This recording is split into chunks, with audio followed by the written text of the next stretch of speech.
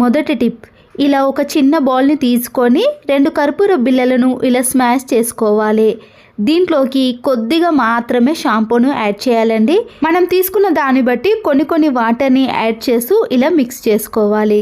ఒక కాటన్ క్లాత్ని తీసుకొని ఇప్పుడు ఈ వాటర్ని కొద్దిగా తడిపేసి మన ఇంట్లో ఉండే ఫ్రిడ్జ్ డోర్ని ఇలా నీట్గా క్లీన్ చేసుకున్నాం అనుకోండి, బొద్దింకలు కానీ మన ఇంట్లో ఉండే బ్యాడ్ స్మెల్ అనేది రాకుండా ఎప్పుడు చూసినా కూడా మంచి సువాసన అనేది వస్తుంది.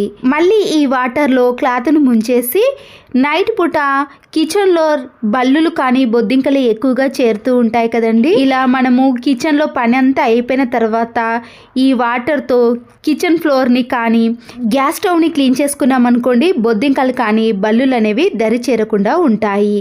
ఇదే క్లాత్తో మనము వాష్రూమ్లో ఉండే ఇలాంటి అద్దాలను కానీ డ్రెస్సింగ్ టేబుల్ అద్దాలను క్లీన్ చేసామనుకోండి, మన ప్రతిబింబం అనేది చాలా నీట్గా క్లీన్గా కనబడుతుంది.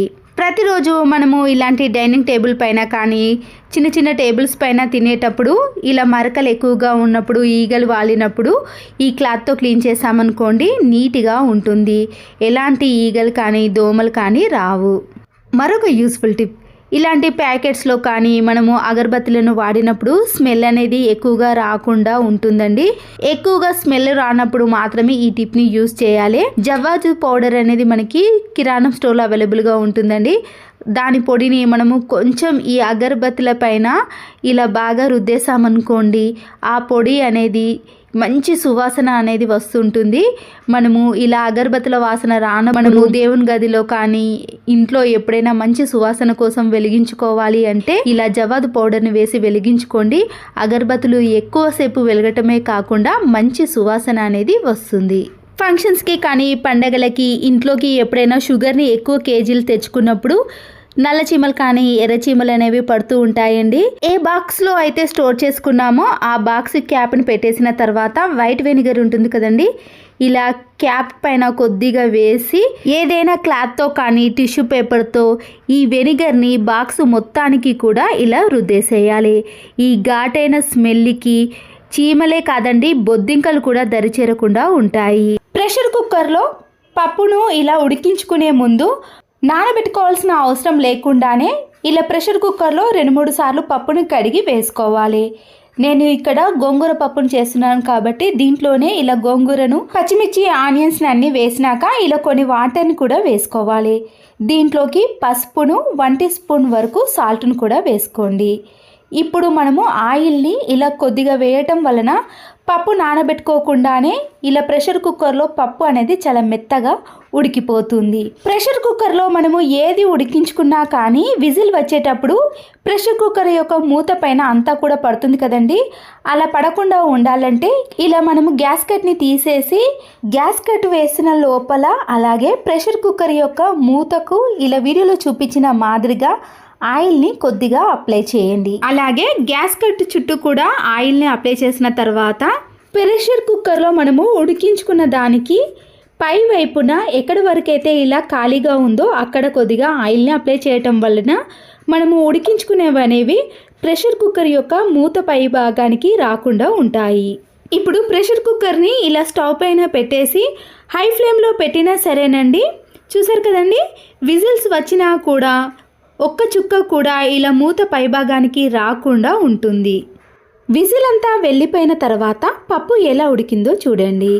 మనము పప్పును ఇలా 1/2 అవర్ కానీ 10 మినిట్స్ పాటు నానబెట్టుకోకుండానే డైరెక్ట్గా ప్రెషర్ కుక్కర్లో అప్పుడే ఉడికించుకున్నామనుకోండి, పప్పు అనేది ఇలా మెత్తగా ఉడికిపోతుంది. పప్పు గుత్తితో కూడా రుబ్బాల్సిన పని ఉండదండి. పై భాగానికి కూడా ఆయిల్ని అప్లై చేయటం వలన పైకి రాకుండా ఇలా పప్పు అనేది త్వరగా ఉడికిపోతుంది. సరుకులు తెచ్చుకున్నాక మిగిలినవి ఇలా కవర్లోనే ఉన్నాయనుకోండి, అవి మెత్తబడటం కానీ పురుగు పట్టడం లాంటివి జరుగుతాయి. ముందుగా ఈ కవర్ని ఇలా లెవెల్గా కట్ చేసి కవర్లో వెనుక భాగాన ఇలా రెండింటిని మనము ఒకే దగ్గరికి మలుచుకోవాలి. కవర్ని ఇలా ముందు భాగానికి మార్చుకొని మనము రౌండ్గా చిన్నగా మలుచుకోవాలి. కవర్లో సరుకులు ఎంతవరకు ఉన్నాయో అంతవరకు మలుచుకొని వెనుక భాగాన మలిచినవి ఉన్నాయి కదండి, వాటిని బయటకి ఇలా అనేసామనుకోండి, అక్కడ ముడిపడిన విధంగా ఉంటుంది కాబట్టి దాంట్లోకి గాలి పోకుండా దానిలో ఉన్న సరుకులు కింద పడిపోకుండా ఇలా ఎన్ని రోజులైనా ఫ్రెష్గా ఉంటాయి. వంట చేస్తున్న సమయంలో ఇలా బొబ్బలు కానీ కాలిన గాయాలంటారు కదండి, అలా వచ్చినప్పుడు ఇలా ఐస్ క్యూబ్ని తీసుకొని ఆ ప్లేస్లో ఇలా కొద్దిసేపు మనము అప్లై చేసామనుకోండి, అక్కడ మచ్చ కానీ లేదా బొబ్బె అనేది రాకుండా ఉంటుంది. లేదా కొద్దిగా మన ఇంట్లో ఉండే నెయ్యిని అప్లై చేసినా కూడా అక్కడ చల్లగా అనిపించడం కానీ బొబ్బ రాకుండా మనకి ఉపశమనం అనేది లభిస్తుంది. ఫోన్ ఛార్జింగ్ వైర్లు ఉంటాయి కదండి, ఇలా మనము ప్రతిరోజు ఛార్జింగ్ వైర్ పెట్టడం వలన అక్కడ బెండ్ అయి వైర్ అనేది కట్ అయిపోతుంది. దానికి మనము ప్లాస్టర్ని కానీ ఇలా వైర్ని కానీ చుట్టడం లాంటివి జరుగుతాయి కదా. ఈ ఛార్జింగ్ వైర్ అనేది పాడవకుండా ఉండాలంటే పెన్ రిఫిల్లో కొన్నిటికి ఇలాంటి స్ప్రింగ్ వస్తుంది కదండి, ఆ స్ప్రింగ్ని తీసుకొని నైఫ్తో కానీ సీజర్తో కానీ పైన ఉన్న స్ప్రింగ్ని కొద్దిగా లూజ్గా చేయడం, అలాగే కింది భాగాన ఉన్న స్ప్రింగ్ని కూడా కొద్దిగా లూజ్ చేసి అప్పుడు మనము ఎక్కడైతే వైర్ బెండ్ అవుతుందో ఆ ప్లేస్లో ఈ స్ప్రింగ్ను చుట్టేసేయాలి. చూడండి, ఇక్కడ స్ప్రింగ్ వేయటం వలన వైర్ అనేది ఇక్కడ బెండ్ కాకుండా ఉంటుంది. ఈ ఛార్జర్తో మీకు ఫోన్ పెట్టి చూపిస్తాను చూడండి. మనము ఫోన్ని ఎలా పెట్టినా కూడా వైర్ అనేది బెండ్ కాకుండా చాలా రోజుల పాటు ఇలా ఒరిజినల్ ఛార్జర్ని మనము యూజ్ చేసుకోవచ్చు. మన ఇంట్లో ఇలా చాలా రకాల షాపింగ్ మాల్ బ్యాగ్స్ కానీ కవర్స్ ఉంటాయి కదండి, అలాగే పెట్టేసామనుకోండి స్పేస్ ఎక్కువగా తీసుకోవటమే కాకుండా చూడడానికి కూడా అంత అందంగా కనిపించదు. ఈ కవర్ను ఇలా పొడవులో రెండుగా మలుచుకోవాలండి.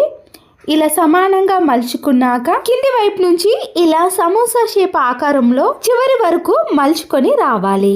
ఆ తర్వాత ఇలా హ్యాండిల్స్ని మాత్రం మనము ఈ సమోసా షేప్ ఆకారంలో మలుచుకున్నాం కదండి, దాంట్లో వీటిని పెట్టేసేయాలి. ఇలా చేయడం వలన కవర్స్ కానీ షాపింగ్ మాల్స్ బ్యాగ్స్ అనేవి మనము ఎక్కడ పెట్టినా కూడా చాలా నీట్గా అందంగా కనిపించడమే కాకుండా స్పేస్ కూడా చాలా తక్కువగా తీసుకుంటుంది. మన ఇంట్లో తుప్పు పట్టిన సీజర్స్ కానీ నైఫ్స్ ఉంటాయి కదండి, వాటికి ఉండే సిలుము అనేది త్వరగా పోవాలంటే ఇలాంటి స్టీల్ స్క్రబ్బర్ ఉంటుంది కదా అండి, దాంతో బాగా అప్లై చేసామనుకోండి తుప్పు పోవటమే కాకుండా ఈ నైఫ్ కానీ సీజర్ అనేది షార్ప్నెస్లోకి వచ్చేసాయి. ఇక్కడ మీకు చాలా ఉన్న పేపర్స్ని కూడా కట్ చేసి చూపించాను. ఒక బౌల్లోకి కొన్ని హాట్ వాటర్ని తీసుకొని కొద్దిగా సాల్ట్ను వేసినాక టూత్ బ్రష్లు ఉంటాయి కదండి, ఆ టూత్ బ్రష్లు అన్నిటినీ కూడా ఈ హాట్ వాటర్లో వేసి ఒక 5 to 10 minutes పాటు అలాగే ఉంచేసేయండి. ఇలా చేయటం వలన టూత్ బ్రష్లు అనేవి మళ్ళీ సాఫ్ట్నెస్లోకి వస్తాయి. ఒక చిన్న గాజు బౌల్ని కానీ లేదా ఏదైనా ఒక చిన్న పాత్రను తీసుకున్నాక వంట సోడా ఉంటుంది కదండి, 2 teaspoons వరకు వేసి దీనిని మనము ఫ్రిడ్జ్లో పెట్టేసామనుకోండి, పులిసిన వాసన కానీ ఏదైనా ఫ్రిడ్జ్లో నుంచి బ్యాడ్ స్మెల్ వచ్చిందనుకోండి అది రాకుండా ఉంటుంది. రైస్ని మనము ప్రతిరోజు ఇలా కడిగినప్పుడు మనము దాంట్లో ట్యాప్ వాటర్ని వేసి ఒక 2-3 times పాటు బాగా శుభ్రం చేస్తాం కదండి. తర్వాత ఇలా వాటర్ని అంతా వంపేసామనుకోండి, దాంట్లో ఉన్న వాటర్తో పాటు కొన్ని రైస్ కూడా ఇలా సింక్లో కానీ మనం కడిగినప్పుడు కింద అనేటివి పడుతూ ఉంటాయి. దీనివల్ల రైస్ వేస్టేజ్ అయితే అవుతుంది కదా, అలా వేస్టేజ్ కాకుండా ఉండాలంటే టీ వడపోసే జాలి ఉంటుంది కదండి, దాన్ని తీసుకొని రైస్లో నుంచి వాటర్ని అంతా కూడా వంపేస్తున్నప్పుడు ఇలా అడ్డుగా మనము టీ జాలితో వడపోసామనుకోండి రైస్ అనేది కింద పడిపోకుండా ఓన్లీ వాటర్ అనేది ఈ జాలిలో నుంచి వెళ్ళిపోతాయి. దీనివల్ల రైస్ అనేది వేస్టేజ్ కాకుండా మన పని కూడా చాలా సులువుగా అయిపోతుందండి. చూసారు కదండి, రైస్ అనేది ఒక్కటి కూడా కింద పడకుండా ఉంటుంది. ఈ టిప్ నచ్చితే మాత్రం తప్పకుండా లైక్ చేసి మీ ఫ్రెండ్స్కి కానీ రిలేటివ్స్కి షేర్ చేయండి. మరో యూస్ఫుల్ వీడియోతో మళ్ళీ కలుద్దాం. Thanks for watching.